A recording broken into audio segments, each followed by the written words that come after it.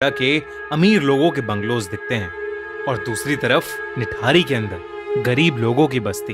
एक ऐसी बस्ती जहां के ज्यादातर लोग दिहाड़ी मजदूर, रिक्शे वाले और हाउस हेल्प्स का काम करते हैं और देश के पिछड़े इलाकों से बिलोंग करते हैं। 7 मई 2006 की शाम को निठारी की बस्ती में रहने वाले नंदलाल के घर में अफरा तफरी मची हुई थी, क्योंकि उनकी 22 साल की बेटी पायल सुबह से घर नहीं आई थी।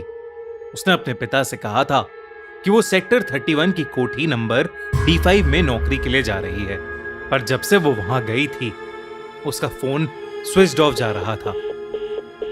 जब काफी देर तक वो घर नहीं आई तो उसके माता पिता बहुत डरने लगे, क्योंकि निठारी में पिछले 2 साल से कई छोटे बच्चे और जवान लोग गायब हो रहे थे। नंदलाल से और नहीं रहा गया और उसने खुद अपनी बेटी को ढूंढने का फैसला किया। सबसे पहले उसने उस रिक्शे वाले को ढूंढा जिसने पायल को D5 तक छोड़ा था। वो रिक्शे वाला D5 का नाम सुनते ही भड़क गया और उसने बताया कि उसने पायल को वहां छोड़ा तो था, पर वो बिना पैसे दिए ही घर के अंदर चली गई। उसे लगा कि वो वापस आकर उसे पैसे देगी, मगर वो वापस आई ही नहीं। जब उसने घंटी बजाई तो उस घर का 36 साल का नौकर सुरिंदर कोली बाहर निकला और उसने कहा कि पायल वहां से चली गई है।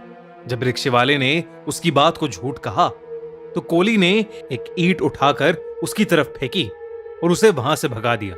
ये सुनकर नंदलाल का शक यकीन में बदल गया। नंदलाल को लग रहा था कि उसकी बेटी के गायब होने में कोठी नंबर D5 में रहने वाले लोगों का ही हाथ था।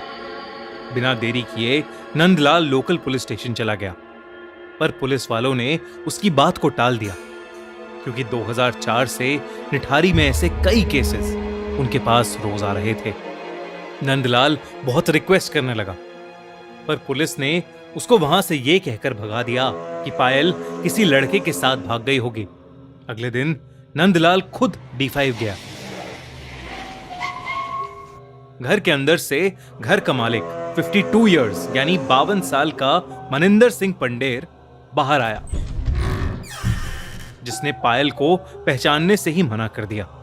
नंदलाल और उसकी बीवी पूरी तरह से टूट चुके थे, क्योंकि कोई भी उनकी मदद नहीं कर रहा था।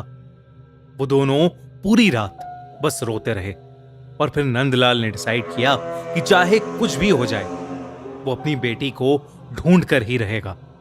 उसके पास थोड़े पैसे जमा थे तो उसने एक वकील को हायर करके कोर्ट में अपील की। चीफ मजिस्ट्रेट ने उसका केस देखा और पुलिस को ऑर्डर किया कि वो उसकी FIR दर्ज करें और उस पर तुरंत एक्शन लें। पुलिस ने जब लापता बच्चों के बारे में आसपास के लोगों से पूछताछ की तो उन्हें यह पता चला कि निठारी के नाले पर 2 पुल के बीच में 100 मीटर के एरिया में ही वो सारे बच्चे और लोग जो लापता हुए हैं आखिरी बार वहीं देखे गए हैं। इन्हीं 2 पुल के बीच में नाले के पास एक वाटर टैंक भी था, जो कुछ गांव वालों के हिसाब से भूतिया था और उनका मानना था कि वहां पर एक भूत है जो बच्चों को मार देता है, इसलिए उस वाटर टैंक के नाले के आसपास कोई नहीं जाता था।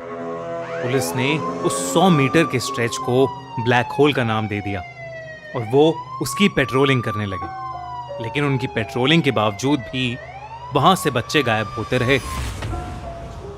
पर वहां ऐसा क्या था? क्या सच में वहां कोई भूत था, या ये किसी गैंग या किसी सीरियल किलर का काम था? इस सवाल का जवाब उस वक्त किसी को नहीं मिल पा रहा था, क्योंकि पुलिस पर प्रेशर बहुत ज्यादा था। तो पुलिस ने पायल के फोन को ट्रैकिंग पर लगवाया और मनिंदर सिंह पंडेर को भी इंटेरोगेट किया, पर मनिंदर ने कहा कि वो पायल के गायब होने वाले दिन चंडीगढ़ में था और अपने पिता का अंतिम संस्कार कर रहा था, जिसका उसके पास प्रूफ भी था। जब चंडीगढ़ में होने का प्रूफ मनिंदर ने पुलिस को दिया तो पुलिस की इन्वेस्टिगेशन फिर से एक डेड एंड पर पहुंच गई।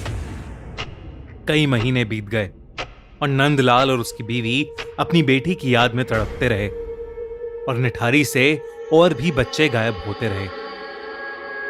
लेकिन फिर एक दिन 26 दिसंबर 2006 को अचानक ही पायल का फोन स्विच ऑन हुआ और वो ट्रैकिंग रडार पर दिखने लगा। पुलिस ने फौरन उस फोन को ट्रैक किया। वो फोन एक रिक्शे वाले के पास मिला, जिसने बताया कि वो फोन उसने किसी और से खरीदा था, लेकिन उसमें सिम पहले से ही था। पुलिस ने जब सिम की इन्वेस्टिगेशन की तो ये सामने आया कि वो सिम सुरिंदर कोहली के नाम पर रजिस्टर्ड था। वही सुरिंदर कोहली जो मनिंदर सिंह पंडेर के घर पर काम करता था। 29 दिसंबर की रात को पुलिस ने सुरिंदर कोहली और मनिंदर सिंह पंडेर को उनके बंगले से अरेस्ट कर लिया। दोनों से पूछताछ करने के बाद पुलिस ऑफिसर्स शॉक में थे। वो तुरंत निठारी के पास बने उस नाले पर पहुंचे। जब वो उस नाले के अंदर घुसे तो उन्हें वहां जो मिला वो देखकर उनके रोंगटे खड़े हो गए। उस नाली में कई पॉलिथिन्स थीं, जिसमें छोटे बड़े ह्यूमन स्केलेटन्स यानी इंसानी कंकाल थे। एक लड़के का कटा हुआ सर, किसी के शरीर के टुकड़े और ढेर सारे बच्चों के कपड़े चप्पलें थीं, जो उन्हीं बच्चों की थीं जो लापता हुए थे। कुल मिला के उस नाले से 19 स्कल्स यानी 19 खोपड़ियां मिली। उन दोनों ने 19 लोगों का मर्डर किया था। पूछताछ में सुरिंदर कोहली ने पुलिस को बताया कि उसी ने पायल को मारा था। सुरिंदर ने पायल के ही दुपट्टे से उसका गला घोट दिया था और उसे मारने के बाद सुरिंदर ने लाश के कई टुकड़े किए और फिर वो उन्हें पकाकर खा गया। सुरिंदर ने यह भी बताया कि उसने ऐसा सभी छोटे बड़े बच्चों के साथ किया था। जब सुरिंदर पर ढेर सारे साइकोलॉजिकल टेस्ट हुए तो उसने ये भी कबूला कि उसके सपने में एक सफेद बालों वाली साड़ी पहनी हुई एक औरत आती थी, जो लोगों को मारने तक उसके साथ ही रहती थी। जब मनिंदर सिंह पंडेर से इन सब के बारे में पूछा गया तो उसने ये कहा कि वो आधे से ज्यादा टाइम घर के बाहर रहता था और उसे इन सब के बारे में कुछ नहीं पता था।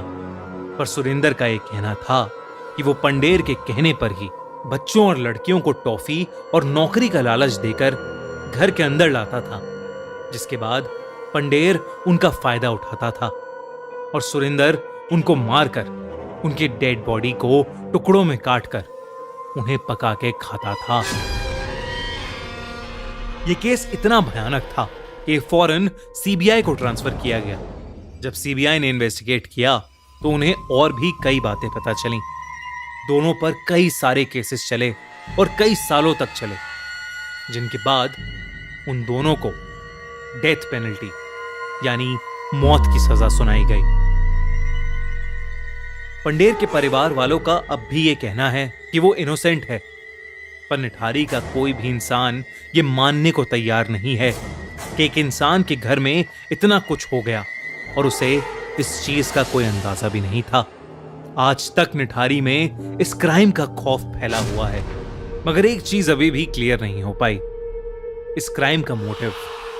खैर जो भी हो, इससे ज्यादा दरिंदगी भरा केस शायद ना कभी हुआ है और ना ही कभी होगा।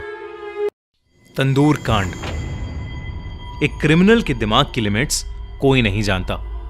क्राइम करने की चाह किस हद तक जा सकती है और इंसान से क्या क्या करवा सकती है, यह पता कर पाना बेहद मुश्किल हो जाता है। आज का केस एक ऐसे आदमी का है जिसने ऐसी सारी हदों को पार कर दिया। 2 जुलाई 1995 की रात को कनॉट प्लेस पुलिस स्टेशन के कांस्टेबल अब्दुल नजीर कुंजू और होमगार्ड चंद्रपाल अपनी रूटीन नाइट पेट्रोलिंग कर रहे थे। वो लोग जैसे ही अशोका रोड की तरफ मुड़े, तभी उन्हें एक बिल्डिंग में से बहुत सारा धुआं निकलता हुआ दिखाई दिया। वो दोनों उस बिल्डिंग तक जल्दी से गए। उस बिल्डिंग में एक रेस्टोरेंट था जिसके अंदर से वो धुआं आ रहा था, लेकिन वो रेस्टोरेंट उस समय बंद था। उन्होंने वहां खड़े गार्ड से धुएं की वजह पूछी। तभी रेस्टोरेंट से एक आदमी निकल कर आया और उसने बताया कि रेस्टोरेंट में कुछ वेस्ट जलाया जा रहा है, जो कि कुछ देर में जलना खत्म हो जाएगा। ये सुनकर वो दोनों वहां से चले गए और पास की लेन्स में पेट्रोलिंग करने लगे। कुछ दूर जाते ही उन्हें पीछे से एक औरत की चिल्लाने की आवाज आई।